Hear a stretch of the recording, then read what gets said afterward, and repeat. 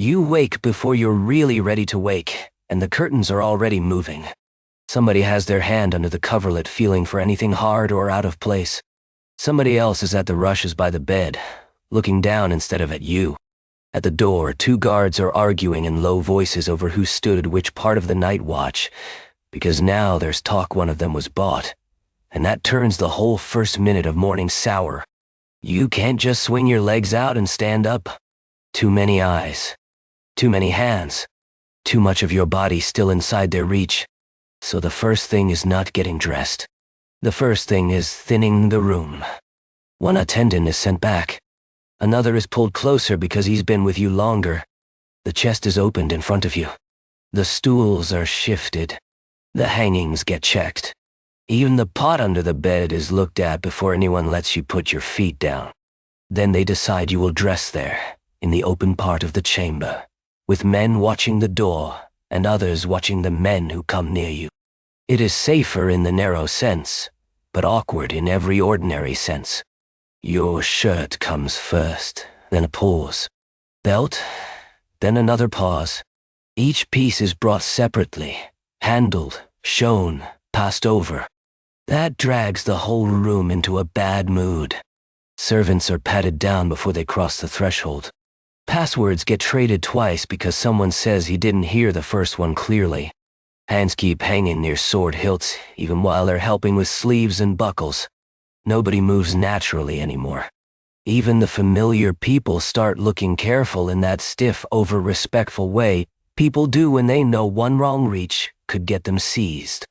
You do get one small comfort out of it. The man at the bed is not the man at the door, and neither of them is the one tying your clothes. But that fix has its own problem almost immediately. Once you cut the room down to the few faces you'll still allow close, those few become unavoidable. They're the ones who lift the linen, fasten the clasp at your throat, hand you the cup, stand near enough to touch. You end up watching the same fingers over and over because there are no other fingers left to trust. And before the chamber has even settled, somebody asks about breakfast, and the whole business starts again from the mouth inward. You sit down, and the food does not really arrive all at once anymore. It comes in pieces. The cupbearer takes the goblet first. The taster drinks before you do. Bread gets broken apart instead of handed whole. Somebody brings the salt and spice jars forward and you make them open them there in front of the table. Because the kitchen changed hands that morning and now even a lid being already loose feels wrong. So you leave aside the dish you usually go for, even though everyone notices. You ask where the wine came from, which cask, who drew it, who carried it in you. You watch the knife, the napkin, the order of hands. Men who have done this 100 times start moving too carefully, which only makes them look worse. Nobody wants to seem offended, so they all put on that flat, steady face, but their eyes keep sliding back to the taster to see whether he swallows cleanly or stalls for half a breath. That is the awkward part of it day to day. Once you force every danger into a little public ritual, breakfast starts looking like a performance nobody enjoys. The room keeps going quiet after each test. A cough lands too hard. A pause while someone chews can stop the whole table. Still, for a moment it does help. At least the risk is out where you can follow it step by step instead of wondering what happened behind a door. Then the other thought comes in and spoils even that.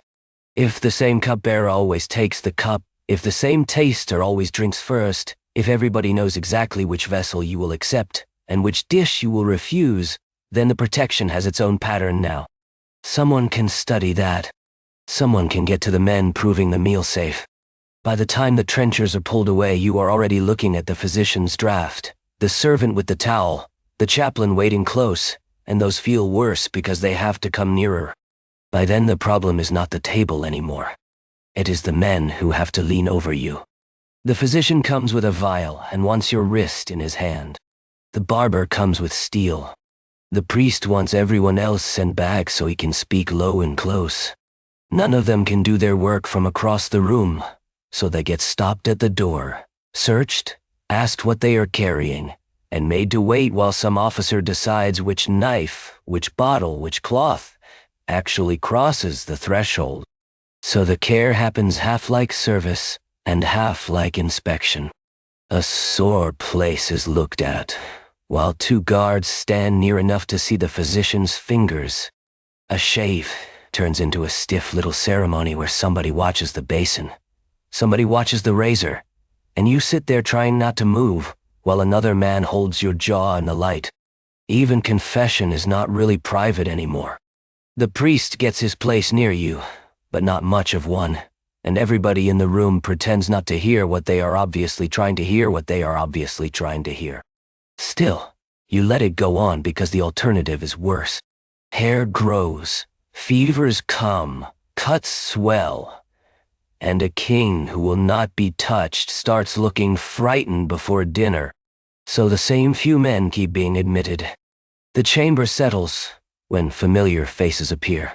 People know where to stand, what table to set out, which chest holds the clean linens, which officer does the checking without causing a scene, and for a little while it all feels manageable.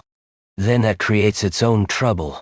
Once the same physician has taken your pulse 3 times this week, once the same barber has had a blade at your throat without incident, once the same priest has been allowed close when others were kept back, everybody can see who now matters.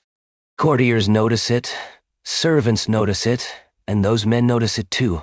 By midday, the question is no longer who might rush you out of nowhere. It is whether one trusted pair of hands has started to count for too much. So by supper, you do almost the opposite of what people expect. The man everyone is nervous about does not get shoved to the far end of the hall. He gets brought in close, where you can see his hands, hear who leans toward him, and make a point of speaking to him before anyone else does. A better seat, an office read out aloud. Maybe talk of a marriage match that keeps him busy hoping. It looks generous, but really, it keeps him under your eye while the trenchers are moving and cups are being filled. That means the room has to be arranged carefully. Not 1 block of guards behind your chair like a dare, and not all his men on his side of the table either. You split them up. 1 captain by the door, another near the screens, another close enough to step in but not so close that he looks like he owns the evening. Servants feel it and start taking wider paths with the dishes. People laugh a little too quickly at first, then more naturally once they see nobody is reaching for a knife. For half an hour, it can even feel like the thing has worked. And in a narrow way, it has. A fed rival with a full cup and everybody watching him is often easier to live with than a resentful one shut out in his own lodgings. He has to smile back. He has to thank you for the favor. A public feud cools because neither side can afford to be the first one seen spoiling your peace at your own table, and the meal keeps moving. But then the other eyes in the room start doing their own counting. They see who was called closer.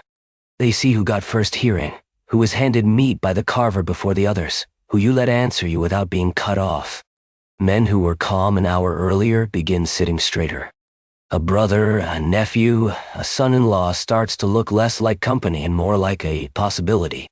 Once that mood shifts, eating in the same hall with the same faces night after night starts to feel tighter than the road. So after dark, you just break the whole arrangement before anyone can get too comfortable with it.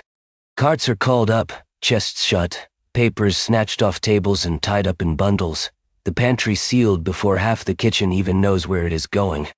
People are still asking whether this is for the morning when servants are already carrying bedding downstairs. The point is to leave before the place starts feeling learnable, before too many men can say which stair you use, which door stays unbarred, which hour the chamber finally goes quiet. The trouble is the move itself shows too much.